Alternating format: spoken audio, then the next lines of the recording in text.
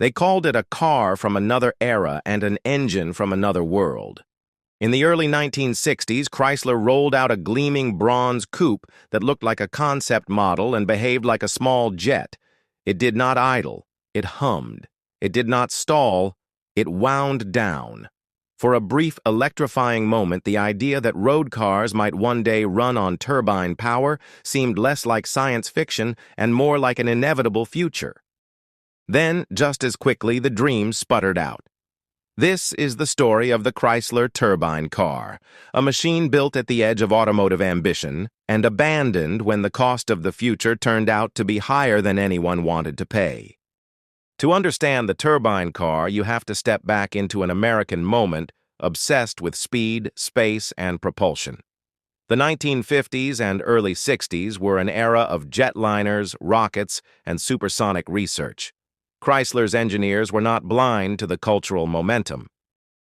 Piston engines had limits in size, complexity, and maintenance.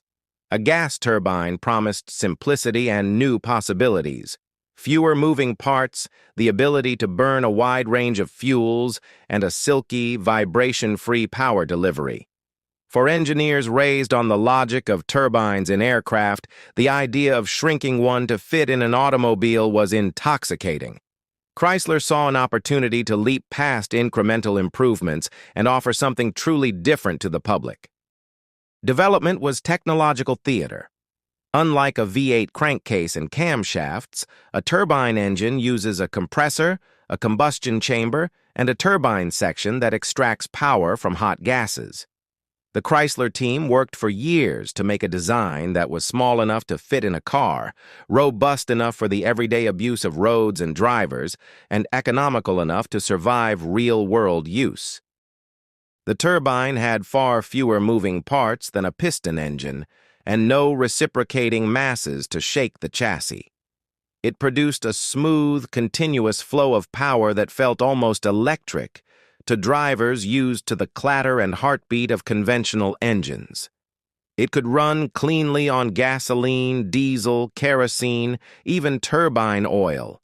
It needed no choke, no starter in the same way, and no complicated valve trains to time and keep.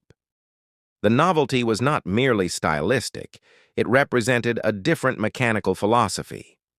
Chrysler did not build a single prototype and hide it in a lab. The company built a small fleet, a real-world experiment. Beginning in the early 1960s, Chrysler released these turbine cars to ordinary drivers for extended loan programs. Families drove them to work, dealers serviced them, and engineers recorded every quirk.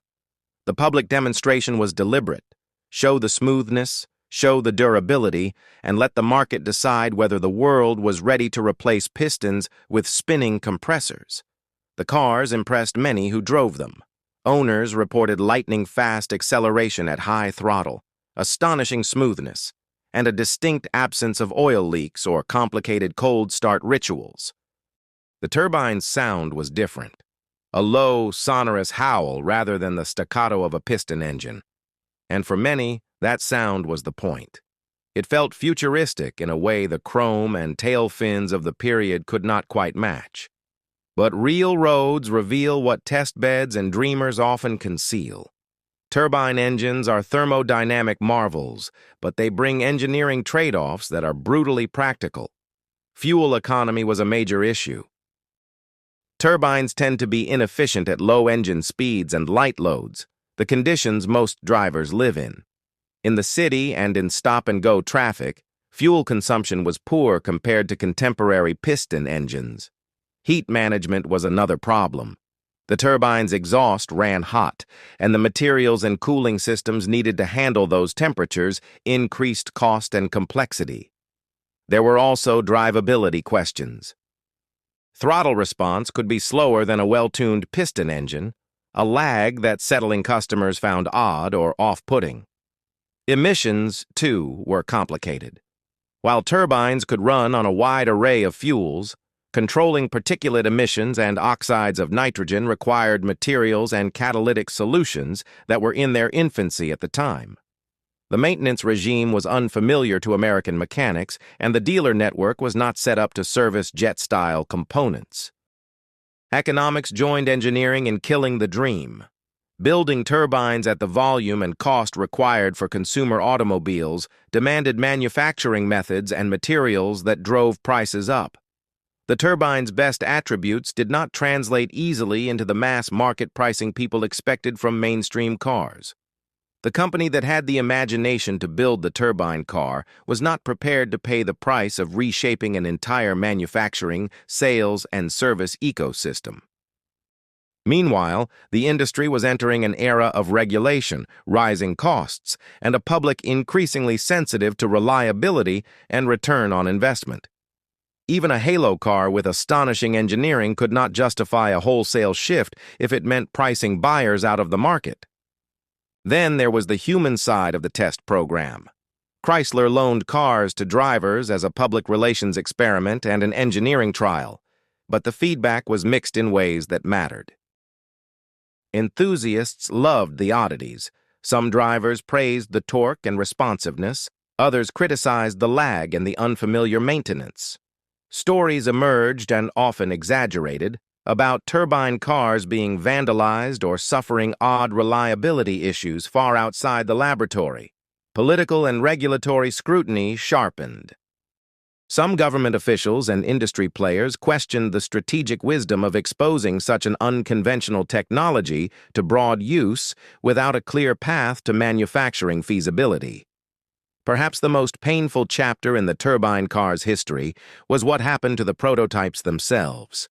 After the public demonstrations and loan programs ended, the majority of the cars were ordered destroyed.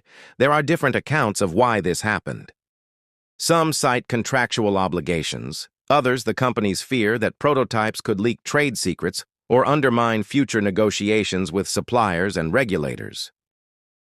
Whatever the precise motive, the spectacle of a company discarding its ambitious machines felt like a betrayal to the handful of engineers who had poured their careers into the program. A few cars survived, seeped into museums and private collections, and those survivors became talismans, rare, tarnished symbols of a near future that never arrived. The legacy of the turbine car is not a simple tale of failure. It is a study in ambition, a lesson in the limits of technology when it collides with economics and the slow inertia of industrial systems. The turbine program pushed materials, science, fuel chemistry, and manufacturing techniques forward. The tests taught an entire industry how to think about alternative powertrains, about consumer perception, and about the cost of innovation. Decades later, when hybrid and electric drivetrains began their long, messy rise, some of the same questions resurfaced. How do you build a new powertrain at scale? How do you retrofit dealer networks and retrain mechanics? How much more is a customer willing to pay for the promise of the future? The Chrysler turbine car did not answer those questions for its age, but it framed them for those that followed. There is also an aesthetic and cultural residue. Photographs of the bronze coupe, its smooth panels and space-age interior, continue to circulate because they distill a hopeful, peculiar moment in American industrialism. The turbine car is the type of machine that makes people imagine alternate timelines. What if manufacturing had bent to that dream? What kinds of roads would we be driving on? What kinds of fuels would we have refined at scale if someone had found a way to make turbines cheap and quiet for the family car? When you listen to a surviving turbine car crank, some of them still run, carefully tended by museums and collectors, you hear a different kind of automobile voice, a steady turbine hum that feels like a turbine and like a promise. It sounds like futures that almost were. The Chrysler turbine car did not reshape the roads of America, but for a few years it made the idea of a radically different automotive future seem possible. That brief, incandescent possibility is why, more than half a century later, the car still commands attention. It remains an iron tempest, a beautiful, dangerous, and unforgettable experiment.